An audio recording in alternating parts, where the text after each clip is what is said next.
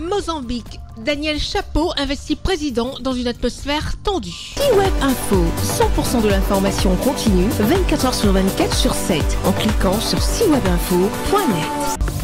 Sur la place de l'indépendance de Maputo, sous surveillance accrue, Daniel Chapo, qui a 48 ans, a été investi le mercredi 15 janvier 2025 en tant que 5e président de la République du Mozambique, devant une assistance de 2500 personnes, parmi lesquelles son Excellence Cyril Ramaphosa, président de l'Afrique du Sud, et de son Excellence Umaru Sissoko Embalo, président de la Guinée-Bissau. Il perpétue donc l'hégémonie du Frelimo, parti qui est au pouvoir depuis presque un demi-siècle. Il a pris l'engagement de s'acquitter loyalement du rôle de président de la République durant les 5 années à venir. L'avenir du Mozambique est entre nos mains.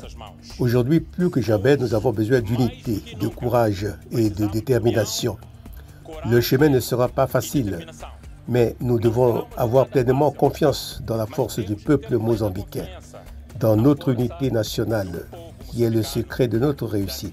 Son Excellence Daniel Chapo, le président du Mozambique, a prononcé un discours marquant une rupture promettant l'éradication de la corruption, du désordre et du manque de transparence. Je suis venu aujourd'hui parler des changements importants qui transformeront le fonctionnement de notre gouvernement, en plaçant le peuple au centre de toutes les décisions.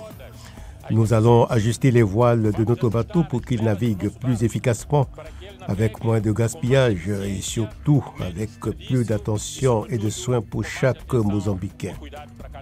C'est pourquoi nous allons avoir un gouvernement plus efficace. Tout d'abord, nous allons réduire la taille du gouvernement en commençant par la réduction du nombre de ministères. Son Excellence Daniel Chapo, président du Mozambique, a rendu hommage aux victimes du cyclone Chido et des violences post-électorales. Les élections d'octobre, le pays traverse une grave crise. Les violences post-électorales mêlent contestation du pouvoir et dénonciation des problèmes de l'État. Felipe Nyusi, président sortant, a appelé dans son dernier discours à la paix et la réconciliation nationale. Retrouvez toute l'actualité afro-mondiale en ligne et en multidiffusion sur C-Web Info et plateformes digitales, Facebook, YouTube, Instagram et en simultané sur Radio Voltage 2.